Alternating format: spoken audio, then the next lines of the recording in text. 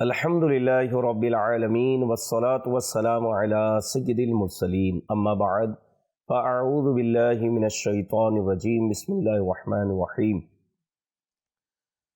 अस्सलातु वस्सलामु अलैका या रसूलल्लाह व अला आलिका व अस्हाबिका या हबीबल्लाह अस्सलातु वस्सलामु अलैका या नबीअल्लाह व अला आलिका व अस्हाबिका या नूरल्लाह।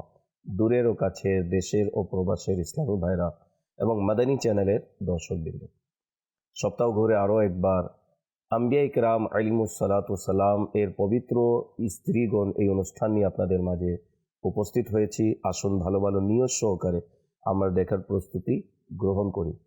শুআবুল ঈমান নামক কিতাবে বর্ণিত রয়েছে আমিরুল মুমিনিন খলিফাতুল মুসলিমিন ইসলামের চতুর্থ খলিফা হযরত আলী কারামাল্লাহু তাআলা ওয়াজহুল করিম থেকে বর্ণিত, যে ব্যক্তি জুমার দিন নবী করিম রউফুর রহিম সাল্লাল্লাহু আলাইহি সাল্লামের উপর 100 বার দুরূদ শরীফ পাঠ করবে, কিয়ামতের দিন সে এমন অবস্থায় উঠবে যে তার চেহারায় নূর সমূহ হতে একটি নূর হবে, যেটা দেখে লোকেরা আশ্চর্য হয়ে বলবে সে কি আমল করত, যার কারণে তার চেহারা এত পরিমাণ আলোকিত হয়েছে। সুবহানাল্লাহ সুবহানাল্লাহ।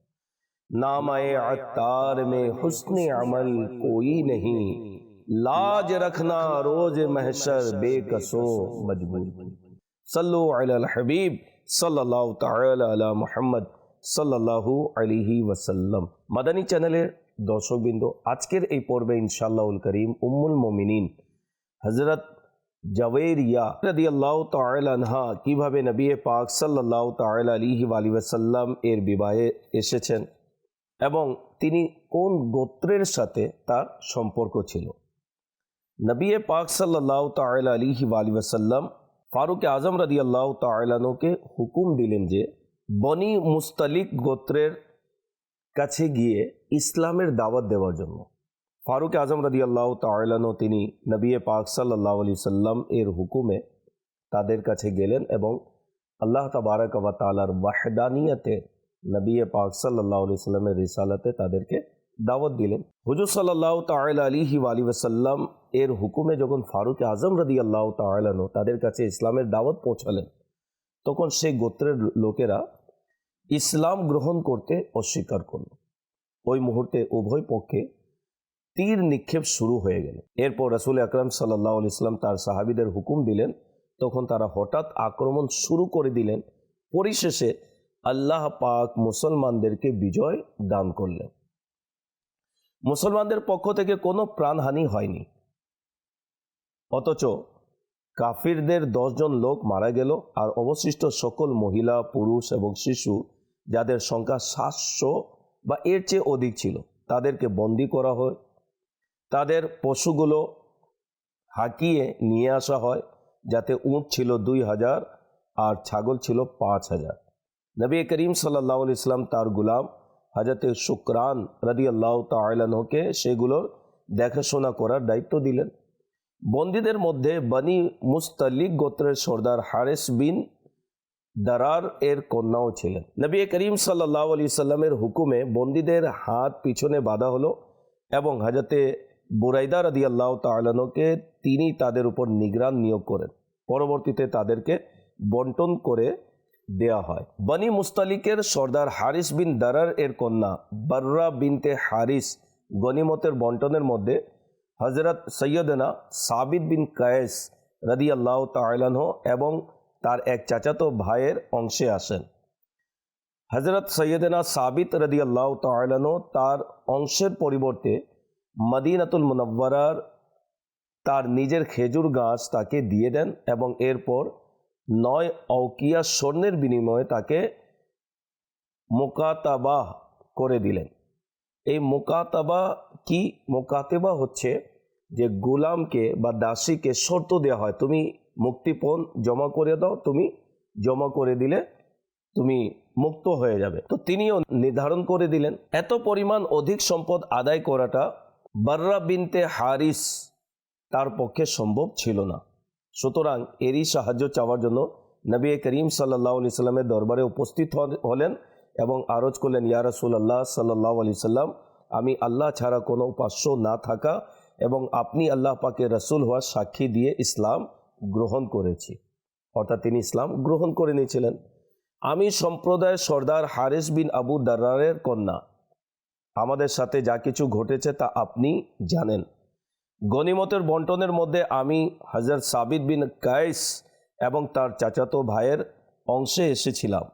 এরপর হযরত সাবিত রাদিয়াল্লাহু তাআলা আনহু তার চাচাতো ভাইকে তার মদিনায় খেজুরের গাছ দিয়ে আমাকে একেবারে তার মালিকানায় নিয়ে নেয়।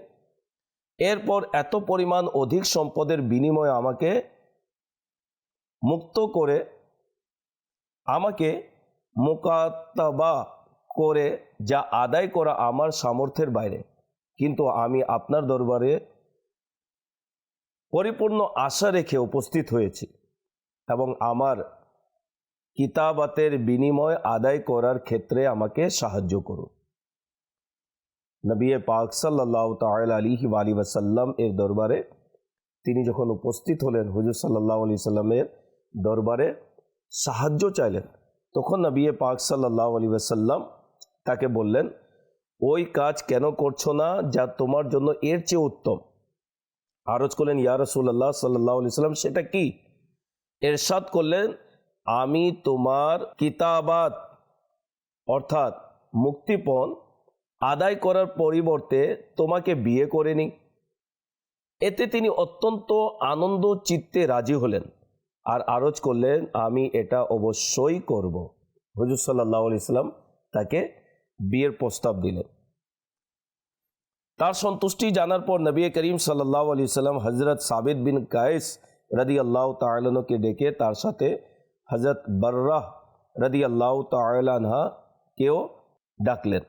হযরত সাবিত রাদিয়াল্লাহু তাআলা আনহু আরজ করলেন, ইয়া রাসূলুল্লাহ সাল্লাল্লাহু আলাইহি ওয়াসাল্লাম, আমার মা বাবা আপনার প্রতি উৎসর্গ হোক, ইনি আপনারই মালিকানাধীন। অথচ হযরতে সাবিত রাদিয়াল্লাহু তাআলা আনহু এর মালিকানাধীন ছিলেন হযরতে জাওয়ারিয়া রাদিয়াল্লাহু তাআলা আনহা। কিন্তু নবী পাক সাল্লাল্লাহু আলাইহি সাল্লামের দরবারে এসে বললেন, ইয়া রাসূলুল্লাহ, ইনি তো আপনার মালিকানাধীন। অর্থাৎ সাহাবা ইকরামের এই আকীদা ছিল, আমি আমার যা কিছু আছে সব কিছু হচ্ছে নবী করিম সাল্লাল্লাহু আলাইহি ওয়াসাল্লাম এর। এরপরে নবী করিম সাল্লাল্লাহু আলাইহি ওয়াসাল্লামের উদারতা ও দানশীলতার অবয়ব তা কোনো বিনিময় ব্যতীত গ্রহণ করতে সায় দেয়নি। অতঃপর বর্ণিত রয়েছে যে নবী করিম সাল্লাল্লাহু আলাইহি সাল্লাম তার সকল কিতাবাতের বিনিময় আদায় করে দিলেন, অতঃপর মুক্ত করে নিজের বিবাহে নিয়ে নিলেন।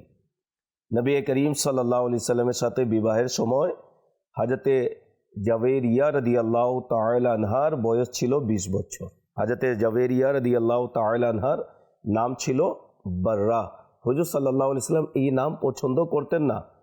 পরে নবী করিম সাল্লাল্লাহু তাআলা আলাইহি ওয়াসাল্লাম তার নাম পরিবর্তন করে জাওয়ারিয়া নাম রাখলেন। এটিও নবী পাক সাল্লাল্লাহু তাআলা আলাইহি ওয়াসাল্লাম এর সুন্নাতে মুবারকা। হুজুর সাল্লাল্লাহু আলাইহি ওয়াসাল্লাম কারো নাম যদি পছন্দ মতো হতো না বা শরীয়ত সম্মত হতো না, হুজুর সাল্লাল্লাহু আলাইহি ওয়াসাল্লাম তাদের নাম চেঞ্জ করে দিতেন।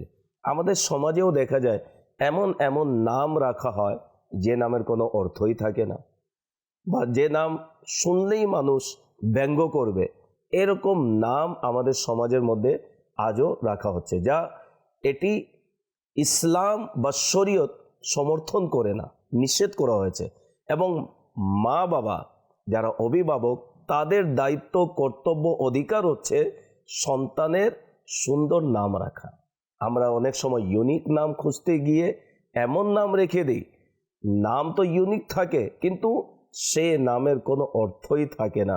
এমন নাম রাখা হয় যা সন্তান যখন বড় হয়ে যায় তখন সে লজ্জিত হয় যে আমার মা বাবা কেমন নাম রেখেছে। তো নাম সুন্দর রাখাও এটি মা বাবার দায়িত্ব এবং কর্তব্য রয়েছে। সন্তানের নাম কিভাবে রাখবেন, কেমন রাখবেন, এটিও জানা জরুরি। আমাদের মধ্যে অনেকে জানেও না।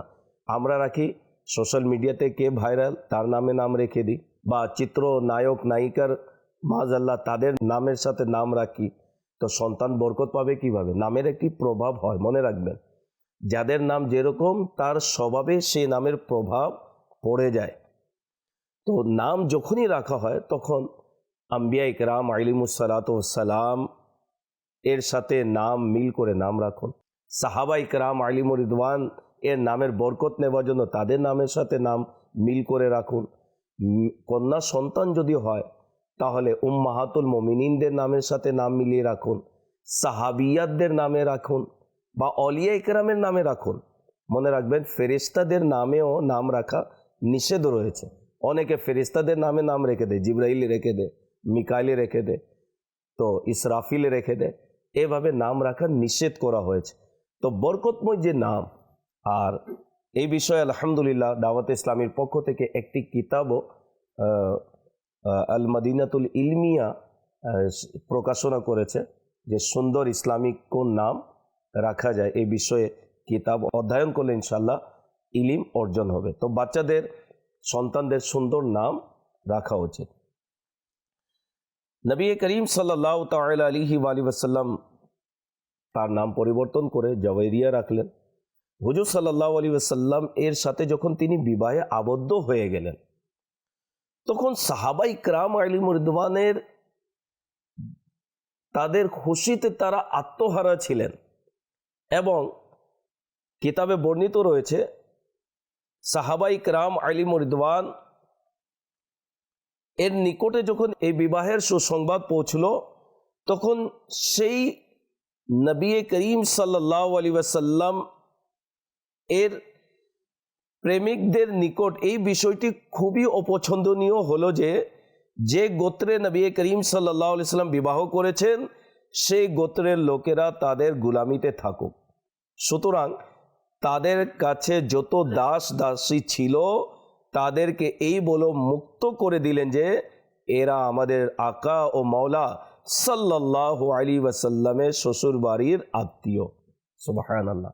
যাদের কাছে সে গোত্রের দাস দাসী ছিল সবাই মুক্ত করে দিল যে হুজুর সাল্লাল্লাহু আলাইহি ওয়াসাল্লাম এর সাথে এখন এই গোত্রের সম্পর্ক হয়ে গিয়েছে, বরকত তারা পেলেন এবং সবাইকে গুলামি থেকে মুক্ত করে দিলেন। যেহেতু এই বিবাহের বরকতে বনি মুস্তালিক গোত্রের অনেক লোক গুলামির জীবন থেকে মুক্তি পেলেন, এই কারণে উম্মুল মুমিনিন হযরত সৈয়দাতুনা আয়েশা সিদ্দিকা রাদিয়াল্লাহু তাআলা আনহা এটাকে অনেক কল্যাণ ও বরকতময় বিবাহ আখ্যায়িত করে বলেন, সম্প্রদায়ের মধ্যে হযরত জওয়াইরিয়া রাদিয়াল্লাহু তাআলা আনহার চেয়ে অধিক কল্যাণ ও বরকত আনয়নকারিণী কোনো মহিলা দেখিনি। সুবহানাল্লাহ। সাহাবা ইকরাম আলিমুর রিদওয়ান এর ইশকে রসুল দেখুন যে হুজুর সাল্লাল্লাহু আলাইহি ওয়াসাল্লামের সাথে যে গোত্রের সম্পর্ক হয়ে গিয়েছে সে গোত্রের লোকেরা যারা দাস দাসী ছিল, ওই সময় দাস দাসীকে টাকা দিয়ে কিনতে হতো। এর পরেও সাহাবা ইকরাম আলিমুর রিদওয়ান যেহেতু নবী পাক সাল্লাল্লাহু আলাইহি ওয়াসাল্লামের সাথে সে গোত্রের সম্পর্ক হয়েছে, সকল দাস দাসীকে তারা মুক্ত করে দিলেন। অর্থাৎ হুজুর সাল্লাল্লাহু আলাইহি ওয়াসাল্লামের ভালোবাসার এটি বহিঃপ্রকাশ ছিল। সুবহানাল্লাহ। হুজুর সাল্লাল্লাহু আলাইহি ওয়াসাল্লামের সাথে যে জিনিসের সম্পর্ক হয়ে যায়, যার সাথে সম্পর্ক হয়ে যায় তারাও বরকতময় এবং সম্মানিত হয়ে যায় এবং তাদেরকে রিসপেক্ট জানানো এটি ঈমানদারদের দায়িত্ব এবং কর্তব্য রয়েছে। হযরতে জওয়াইরিয়া রাদিয়াল্লাহু তাআলা আনহা এর পিতা হযরতে হারিস বিন আবু দিরার এবং দুই ভাই হযরতে আমর বিন হারিস এবং আব্দুল্লাহ বিন হারিস এবং এক বোন আমরা বিনতে হারিস, তারা সবাই মুসলমান হয়ে সাহাবিয়াতের মর্যাদা লাভ করলেন। হযরতে জওয়াইরিয়া রাদিয়াল্লাহু তাআলা আনহা তিনি অত্যন্ত ইবাদত গুজার ছিলেন। কিতাবে বর্ণিত রয়েছে নবী করিম সাল্লাল্লাহু তাআলা আলাইহি ওয়াসাল্লাম ফজরের নামাজের পর তার হুজরায় তশরিফ নিয়ে গেলেন। তিনি তখন তার নামাজের স্থানে ছিলেন। অতঃপর চাষতের সময় পুনরায় ফিরে আসলেন, তখনও তিনি ওই জায়গায় বসা ছিলেন। নবী করিম সাল্লাল্লাহু আলাইহি ওয়াসাল্লাম তাকে জিজ্ঞেস করলেন, আমি তোমার কাছ থেকে যাওয়ার পর থেকে কি তুমি এখানেই বসেছিলে? আরজ করলেন, জি হ্যাঁ। বললেন, আমি এখান থেকে যাওয়ার পর 4টি এমন বাক্য 3 বার পড়েছি যে যদি সেগুলো তোমার সারাদিনের ইবাদতের সাথে ওজন করা হয় তবে সেগুলো ভারী হবে। আর সে বাক্যগুলো হলো, সুবহানাল্লাহি ওয়া বিহামদিহি আদাদা খালকিহি ওয়া রিদা নফসিহি ওয়া জিনাতা আরশিহি ওয়া মিদাদা কালিমাতিহি। সুবহানাল্লাহ, এটাই ছিল উম্মুল মুমিনিন হযরত জুবাইরিয়া রাদিয়াল্লাহু তাআলা আনহা এর ইবাদতের আগ্রহ, যে ফজর নামাজ পড়ে তিনি যেখানে অবস্থান করেছিলেন, ইশরাক চাঁদের পরও নবী করিম সাল্লাল্লাহু আলাইহি ওয়াসাল্লাম তাশরিফ আনলেন, তিনি সেখানে বসেছিলেন, অর্থাৎ তিনি অধিক আল্লাহ তাবারক ওয়া তাআলার ইবাদত করতেন। আমাদের অনেক ইসলামী বোনেরা নামাজই পড়ে না, এরকম নয়। আপনি বিবাহিত বা অবিবাহিত যারা রয়েছে, মহিলাদের উপরও তো নামাজ ফরজ, পুরুষের উপরও নামাজ ফরজ, মহিলাদের উপরও নামাজ ফরজ। তবে পুরুষরা মসজিদে গিয়ে জামাত সহকারে আদায় করবে, মহিলারা নিজের ঘরে নামাজ আদায় করবে। প্রাপ্ত বয়স্ক পুরুষ মহিলার উপর বিবেক সম্পন্ন যারা, তাদের উপর নামাজ ফরজ করা হয়েছে মুসলমান যারা। কিন্তু দেখা যায় আমাদের মধ্যে অনেকে নামাজ পড়ার ক্ষেত্রে অলসতা, অনেকে নামাজই পড়ে না, মাআযাল্লাহ, আস্তাগফিরুল্লাহ। মনে রাখবেন, বেনামাজি যারা, এদের কবরে কঠোর আযাব হবে। জি হ্যাঁ, বেনামাজির কবরে আগুন জ্বালিয়ে দেওয়া হবে, বেনামাজির কবরে সাপ নিয়োগ করা হবে, যে সাপ তার শরীরের মধ্যে চিমটিয়ে ধরবে এবং দংশন যখন করবে 70 হাত জমিনে ধসে পড়বে, আবার নিজে তামার নখ দিয়ে উঠাবে, আবার দংশন করবে, এরকম কিয়ামত পর্যন্ত তাকে আযাব দেওয়া হবে। তো ইসলামী ভাই হোক, ইসলামী বোন হোক, যারা নামাজ পড়ে না, হাত জোর করে অনুরোধ করব, আল্লাহ তাআলা তিনি আমাদের রব, তিনি আমাদেরকে রিজিক দিচ্ছেন। সে যদি রিজিক বন্ধ করে দেয়, আমরা কোথায় যাব? মনে রাখবেন, আমরা কাজকর্ম করি বিদায় আমরা খাই, রিজিক পাই, এরকম নয়। এটি তো মাধ্যম ছাড়াও আল্লাহ তাবারক ওয়া তাআলার এমন দয়া, আমরা পুরো মাস যে কাজকর্ম করি, কিন্তু আমাদের রিজিকের মধ্যে বরকত এমন হয় যে সেই রিজিকের বরকত আমরা 1.5-2 মাস পর্যন্ত পেয়ে যাই। আচ্ছা, কোনো সময় আমরা কাজেও গেলাম না, এরপরেও আল্লাহ তাবারক ওয়া তাআলা আমাদের রিজিকের ব্যবস্থা করে রেখেছেন। মায়ের গর্ভে যখন 9 মাস ছিলাম, সেখানে কোথায় কাজকর্ম করতাম, সেখানেও আল্লাহ তাআলা রিজিক পৌঁছিয়েছেন। আমাদের সন্তানেরা, তারা ছোট যারা রয়েছে, এরা তো কাজকর্ম করে না, আমরা তাদের মাধ্যম হয়ে গেলাম রিজিকের। তো এভাবে আল্লাহ তাবারক ওয়া তাআলা এর দয়াতে আমরা রিজিক পাচ্ছি। তার কথা না মানার পরেও আল্লাহ রিজিক দিচ্ছেন। তো তার কথা মেনে যদি তার ইবাদত করি, তো রিজিক থেকে বঞ্চিত হব? কোনোদিন না। আল্লাহ তাআলা রিজিকের মধ্যে বরকত দান করবেন। এই অনুষ্ঠান যারা দেখছেন, অনুরোধ করব, নামাজ পড়ুন, আল্লাহকে রাজি করুন। নামাজ পড়ুন, ইনশাআল্লাহ রিজিকে বরকত হবে, হায়াতে বরকত হবে, রোগ থেকে আপনি নিরাপদ থাকবেন। সবচেয়ে বড় ফজিলত হচ্ছে আল্লাহর সন্তুষ্টি অর্জন করে, নবীর সন্তুষ্টি অর্জন করে দুনিয়া থেকে বিদায় নেবেন। অন্যথায় আল্লাহ না করুক, যে কোনো সময় যদি মৃত্যু চলে আসে, তাহলে বলুন, কবরে কে বাঁচাবে? হাসরের দিন কে বাঁচাবে? আপনি হবেন, আপনার আমল হবে। তাই অনুরোধ করব, 5 ওয়াক্তের নামাজ সময় মোতাবেক আদায় করুন। কেউ দেখুক বা নাই দেখুক, আল্লাহ তাআলা তো দেখছেন। যিনি নামাজ ফরজ করেছেন তিনি দেখছেন, যিনি নামাজের তোহফা নিয়ে এসেছেন নবী করিম সাল্লাল্লাহু আলাইহি সাল্লাম, তিনি দেখছেন, তিনি অবগত উম্মতের আমল নামা প্রসঙ্গে। তাই অনুরোধ করব, নামাজ অবশ্যই আদায় করুন। উম্মুল মুমিনিন হযরত জুবাইরিয়া রাদিয়াল্লাহু তাআলা আনহার আরেকটি ইবাদতের ব্যাপারে বলা হয়েছে, তিনি অধিক রোজা রাখতেন এবং কোনো সময় তিনি জুমার দিনও রোজা রেখে নিতেন। হুজুর সাল্লাল্লাহু তাআলা আলাইহি ওয়াসাল্লাম হযরতে জুবাইরিয়া রাদিয়াল্লাহু তাআলা আনহাকে জিজ্ঞাসা করলেন, গতকাল কি রোজা রেখেছিলে? আরজ করলেন না। এরশাদ করলেন, আগামীকাল কি রাখার ইচ্ছা আছে? আরজ করলেন না। এরশাদ করলেন, তুমি রোজা ভেঙে নাও।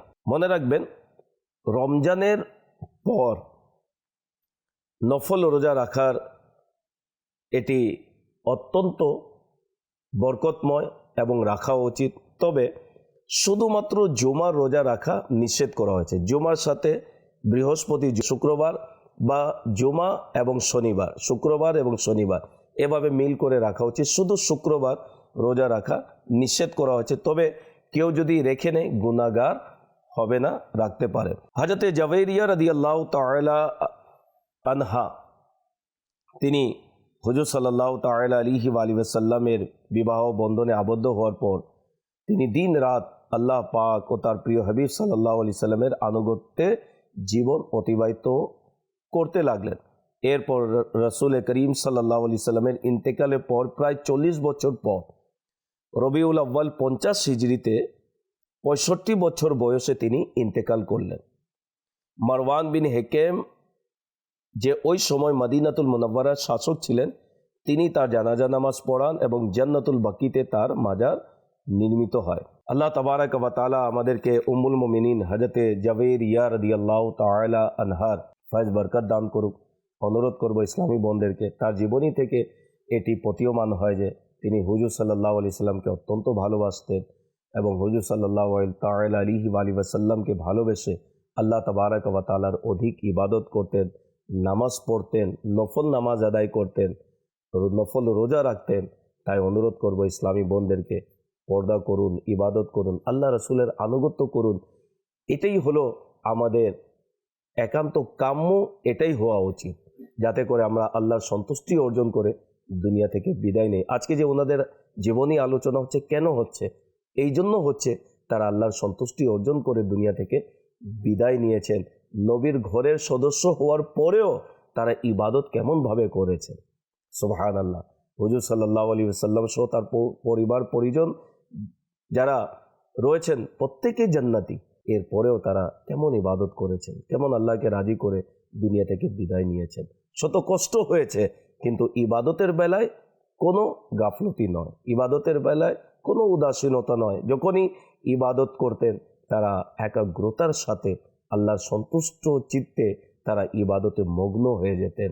আল্লাহ তাবারাক ওয়া তাআলা আমাদের সকলকে আল্লাহ এবং তার রাসূলের আনুগত্য করে ইবাদতের মাধ্যমে নিজের জীবন অতিবাহিত করার তৌফিক দান করুন। পরবর্তী অনুষ্ঠান দেখার আমন্ত্রণ জানিয়ে বিদায় নিচ্ছি।